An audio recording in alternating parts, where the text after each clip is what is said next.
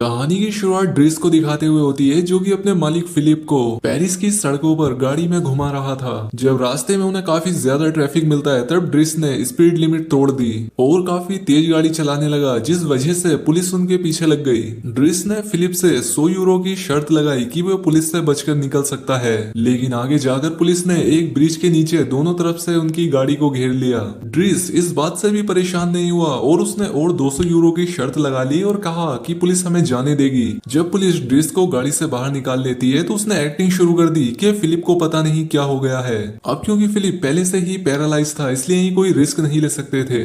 Dress police से कहता है कि इसी डर की वजह से मैं जल्द से जल्द उसे हॉस्पिटल ले जा रहा था। पुलिस वालों को चेक करने पर गाड़ी के पीछे व्हील चेयर मिली और फिलिप ने भी अपना ड्रामा शुरू कर दिया। अब ये देखकर पुलिस ने उन्हें जाने तो दिया ही साथ एक गाड़ी उन्हें जल्द से जल्द हॉस्पिटल ले जाने के लिए उनके पीछे लगा दी। लेकिन पुलिस वालों के जाते ही, इससे पहले कि हॉस्पिटल स्टाफ इन तक पहुंचता, वो गाड़ी भागाकर जल्दी से वहां से निकल जाते हैं। अब ड्रेस ने जीतने की खुशी में गाड़ी में पार्टी सॉन्ग लगा दिए और जीतने की खुशी में वहां पर दबाकर सिगरेट भी पी। खैर, अब इन दोनों की दोस्ती की शुरुआत को दिखाया जाता है, जो कि कुछ ही महीने पहले हुई थी।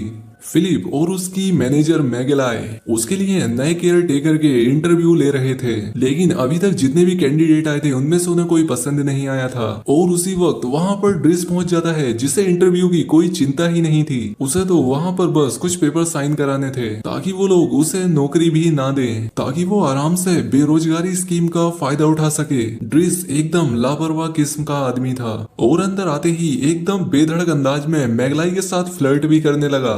उसकी इन्हीं उल्टी सीधी हरकतों की वजह से फिलिप उससे काफी इम्प्रेस हुआ। उसने ड्रेस को अगले दिन पेपर ले जाने को कहा। इसके बाद ड्रेस अपने एक छोटे से घर में पहुंचा, जहां पर उसके दो छोटे छोटे भाई बहन उसे परेशान कर रहे थे। तभी उसने अपने छोटे भाई एडामा को एक एसयूवी कार से उतरते देखा। अंदर आने पर उसने ड्रेस से कहा कि वो स्कूल से आ रहा है, और ये कहकर वो फिर से बाहर निकल गया, जिससे कि ड्रेस को उस पर और शक हो गया। शाम को उनकी माँ के घर लौटने पर ड्रेस ने उन्हें एक सोने का अंडा गिफ्ट में दिया, जो कि उसने फिलिप के घर से चुरा लिया था। लेकिन उसकी माँ ने उस पर चिल्लाना शुरू कर दिया, क्योंकि वो पिछले 6 महीनों से गायब था। उसने ड्रेस को ये कहकर घर से निकाल दिया कि ये घर है, कोई होटल नहीं जहाँ तुम्हारा जब मन किया तुम मुंह उठाकर चले आओ।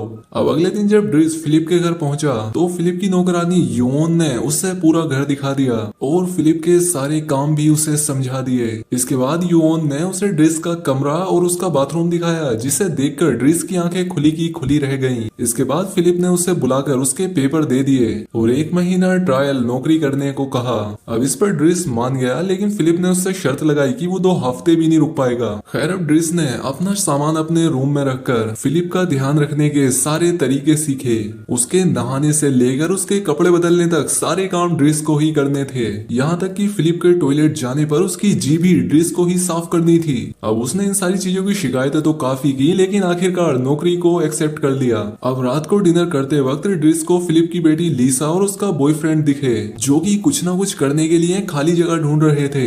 लेकिन ड्रेस ने उसकी बेटी की परवाह ना करते हुए उन्हें बाहर भगा दिया। अब आने वाले कुछ ही दिनों में ड्रेस ने फिलिप का सारा काम सीख लिया। वो उसके लिए आने वाली चिट्ठियों को भी उसे पढ़कर सुनाता था, लेकिन कुछ चिट्ठियां ऐसी भी थी जिन्हें उसे खोलने की इजाजत नहीं थी। इतना काम करने के बाद भी ड्रेस खुश रहता था, और साथ ही मौका मिलने पर वो फिलिप की मैनेजर मैगलाई से फ्लर्ट भी किया करता था। अब एक सुबह ड्रेस ने फिलिप को कार में घुमाने लेकर जाना था, लेकिन उसने फिलिप को पीछे नहीं बैठाया, बल्कि आगे की सीट पर अपने साथ बैठाया। अब पहले तो फिलिप को भी ये सब सही नहीं लग रहा था, लेकिन बाद में वो भी एक्साइटेड हो गया। जब ये लोग बाहर निकले तो एक आदमी ने इनके दरवाजे पर गाड़ी लगा रखी थी। अब ड्रेस ने बिना समय लगाए उस आदमी को कॉलर से पकड़ा और घर के बाहर लगा नो पार्किंग का बोर्ड उसे दिखाया। फिलिप उसके इस काम से काफी खुश हुआ। अब इसके बाद ये दोनों एक म्यूजियम में पहुंचे, जहाँ पर फिलिप एक पेंटिंग खरीदना चाहता था, जिस पर ड्रेस फिलिप से कहता है कि हाँ ठीक है, माना कि तुम्हारे पास बहुत सारा पैसा है, लेकिन इस पेंटिंग में ऐसा क्या है जो तुम इसे खरीदना चाहते हो? खाली कैनवास पे पेंट के सिर्फ लाल छींटे ही तो हैं, और ऐसी पेंटिंग को कौन खरीदता है भाई?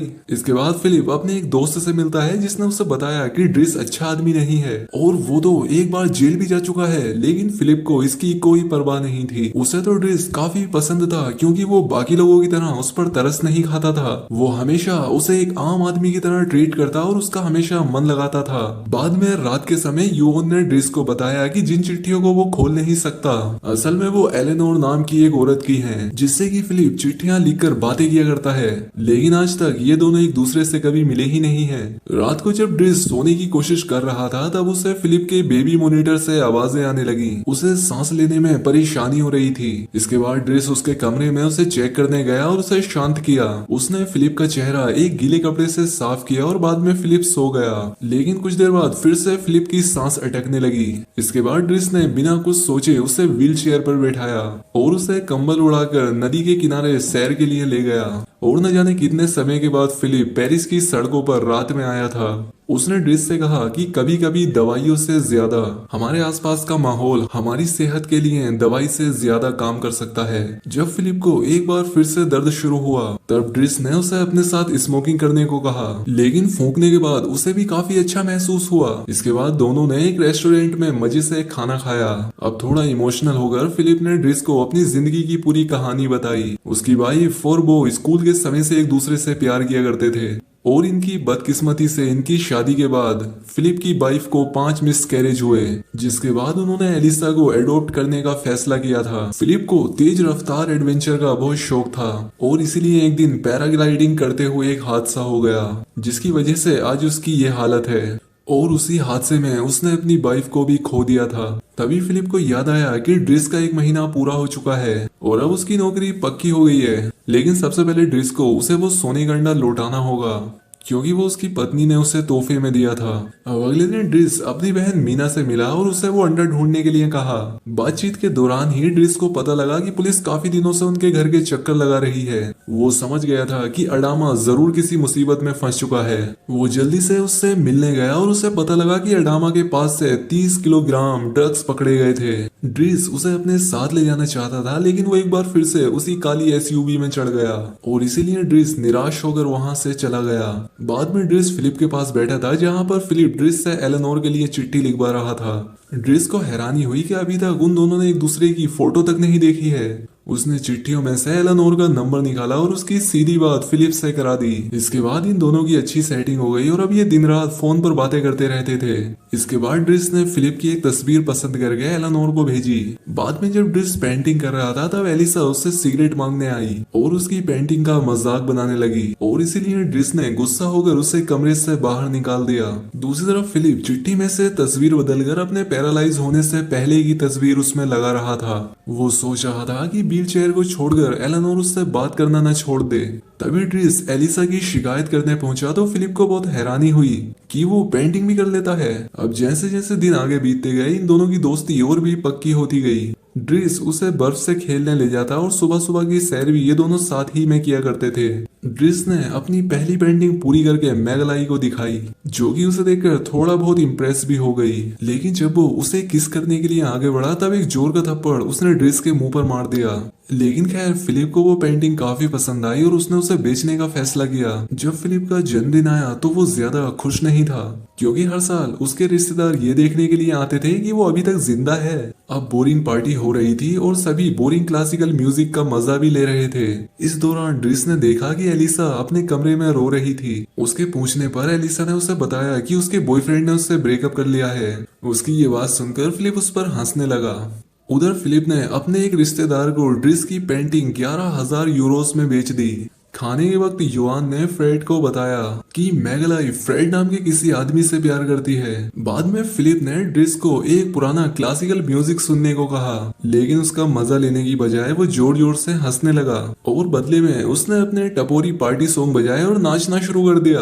और बाकी सब भी उसे वाहियात डांस करते देख उसके साथ नाचने लगे। रात को उसने फिलिप को एलेनोर की चिट्ठी पढ़कर सुनाई, जिसमें उसने कहा था कि वो अगले हफ्ते पेरिस आ रही है और साथ ही साथ उसने अपनी तस्वीर भी भेजी थी। अब एलेनोर के साथ डेट के दिन ड्रिस और योन ने फिलिप को कई सारे अलग अलग सूट पहना कर देखे और बहुत सारी अदला बदली के बाद फाइनली उन्हें एक सूट पसंद आ गया। योन फिलिप को डेट के लिए लेकर चली गई तो वहीं ड्रिस एलिसा के बॉयफ्रेंड को धमकाने के लिए चला गया। जब वो एलिसा से माफी मांगने के लिए तैयार हो गया तब जाकर ड्रिस ने उसे छोड़ा।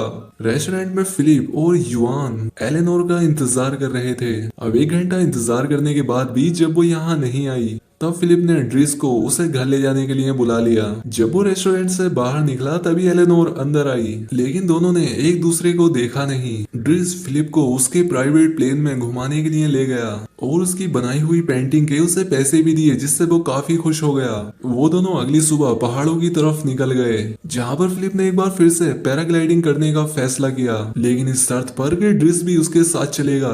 अब ड्रिस पहले तो काफी डर रहा होता है, लेकिन बाद में उसे भी काफी मजा आने लगा। अब घर आने पर ड्रिस ने देखा कि उसका भाई एडामा वहीं पर उसका इंतजार कर रहा था।